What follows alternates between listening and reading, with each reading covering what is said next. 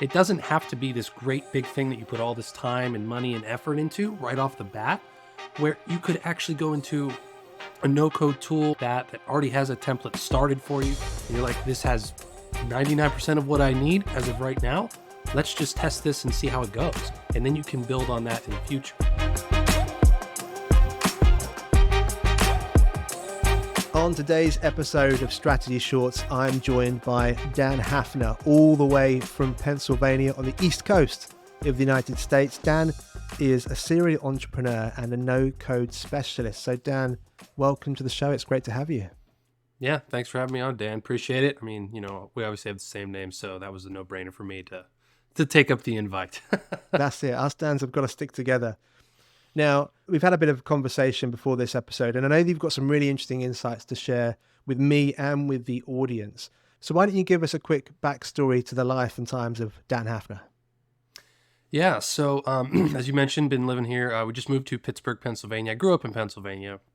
Never thought I would get into the world of entrepreneurship or business or technology really at all. It's kind of one of those one thing leads to another type of things. So long story short, my wife's in the medical field and we've kind of moved around quite a bit. Kind of went from job to job, eventually found out like, hey, kind of would like to do my own thing. Kind of had this entrepreneurial bug bite me at some point. And I've always been a big fan of apps. One day I looked down, I saw that I had like hundreds of apps on my phone and was like, I wonder what it would be like to actually create my own, right? Problem was I didn't know how to code and I didn't have a lot of money. So I figured out down this internet rabbit hole of these tools of no code or low code. And this whole new world opened up to me of like, wow, I can create these cool things. I can start businesses. I can build these things for other people and get paid for it. So been doing that, for the past, 4 or 5 years now. I've kind of lost track as a hobby for longer than that. It's just been a really interesting take on, okay, I have a business idea. Now, how can I actually bring that into a software world and actually, monetize that and grow that and not only do it for myself, but do it for other people. So that's kind of the quick version there. And have you, in that journey of developing apps and kind of getting into the software side of things, have you been able to rely on those no code or low code skills, or have you kind of slowly evolved into a coder yourself? So no, I have not slowly evolved. And the reason is because that's kind of what I've gotten really, really good at over the course of my building career. So if there is any kind of coding or additional customization that's needed, I've learned to outsource those types of things. You really have to focus on what you're good at. And I've also realized I'm not really good at that. And I'm not very good at design, weirdly enough. So I've learned to outsource those things to people who are much, much better than I. Really just trying to double down on what I'm actually good at and can deliver on. And so I think one of the things that you're going to be talking to us about is how people can lean into that no code or low code environment to help bring some of their dreams and ideas into reality. But before we dive into that side of things, for you then, what is the kind of the stuff that you're bringing to the table? Like if it's not design and it's not coding itself, like is it the UX experience? Is it the understanding of app architecture where you bring that extra something to the table? Yes, but also in terms of business strategy, because I think a lot of people kind of miss that. And, there's, especially when it comes to back end things and systemization and kind of, okay, I have this great new thing, but how do I actually monetize it? How do I incorporate it or fold it into an existing business if it, I already have a business? It sounds to me, from my perspective, that really underneath it all, you're a business strategist, but actually you've been able to wrap that skill set in this attractive package of applications and software. But what you're really offering, the kind of gold you're offering, is the brand strategy and business strategy that goes underneath it. Yeah, I mean, it's almost like kind of being a technical co-founder in ways of saying, okay, I understand what you're trying to do and the business purpose that you're trying to accomplish, but then we can also go over here and actually implement that into a tangible product. So yeah, it's a little bit like being a technical co-founder. Interesting. And I think you're going to expand on this a little bit in the next section, because I know that you've been thinking about the audience that you want to speak to and the framework or the insight that you want to introduce to us today. So why don't you crack on and tell us what you've been thinking about, but start with who it's really for. Who do you want to focus on today?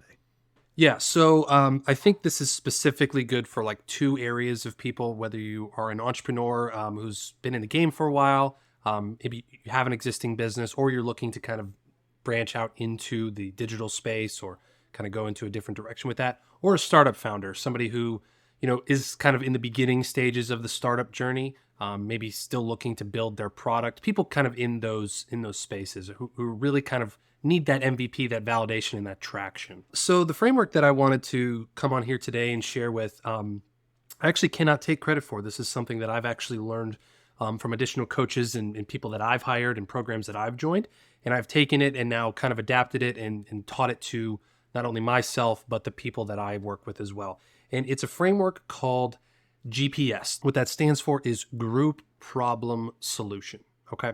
So I envision a blank piece of paper in front of you, and you have a top section that goes all the way across the page.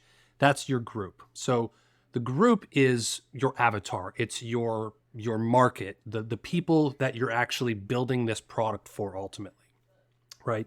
It's a description of, hey, I'm building this for stay-at-home moms, or I'm building this for serial entrepreneurs, or I'm building this for dog owners, or whatever the case might be. You can get as specific as you would want, but that is the group that this is specifically for, because a lot of people, when they start something, they want to build it for everyone, and it's just not for everyone.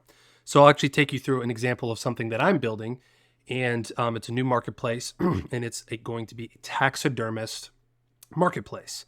So the group of people that I'm actually building this for are people in the taxidermist space, people who do taxidermy, those types of things. They have their own business. They either work for a taxidermist, that type of stuff. So that's very focused, very specific, right? So now that's the top of the page. And then you can take the rest of the page, draw a line right down through the middle.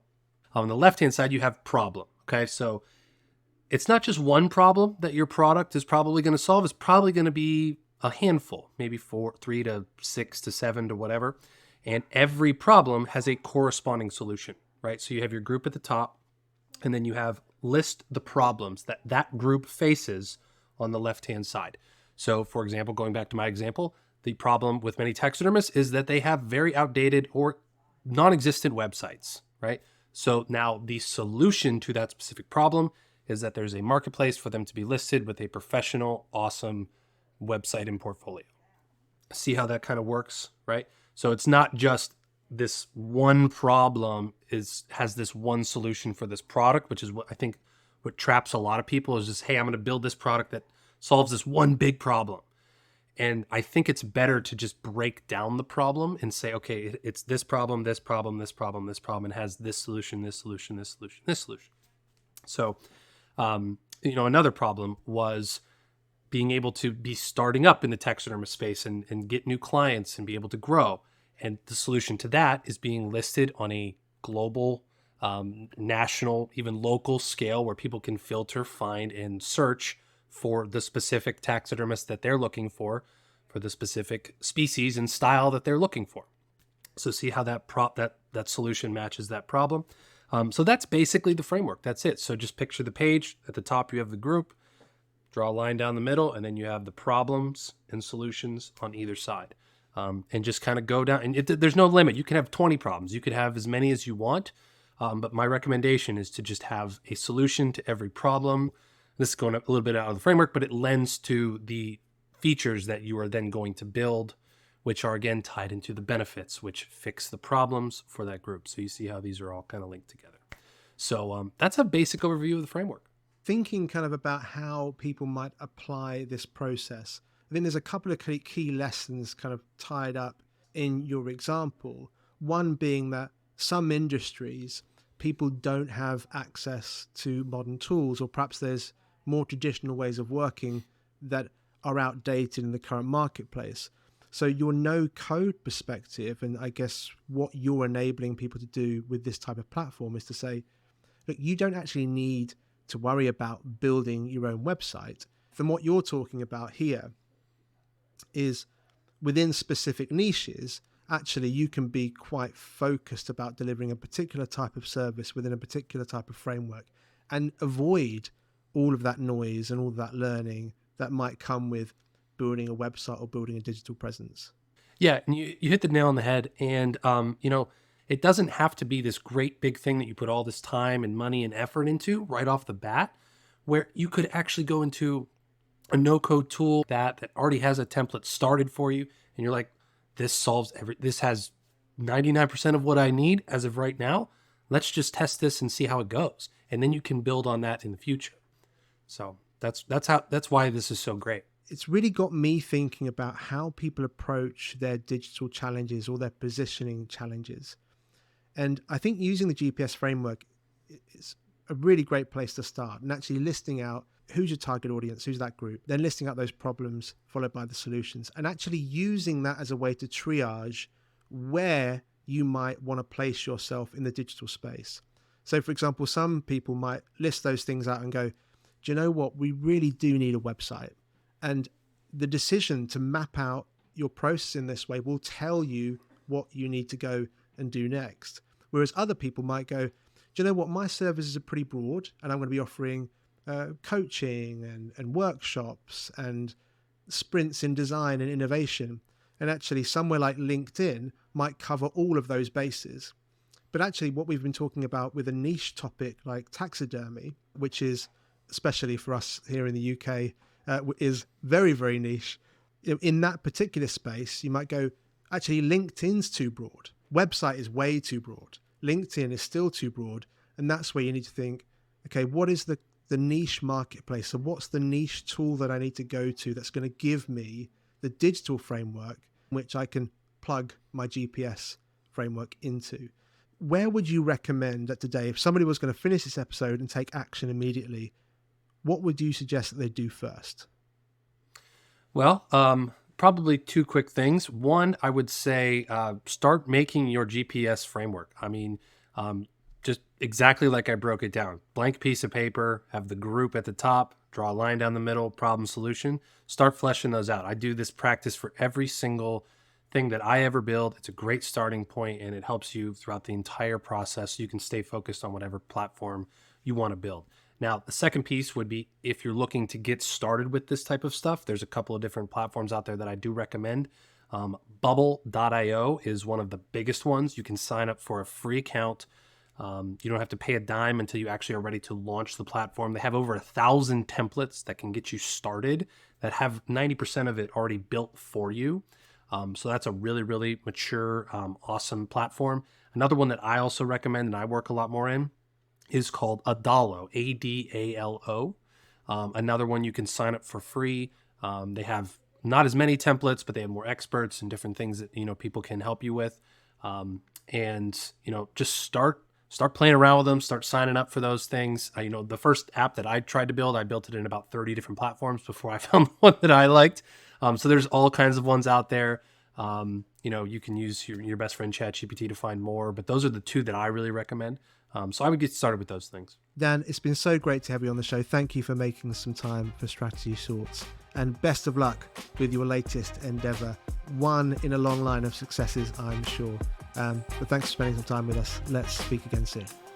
Yeah, thank you for having me. Appreciate it.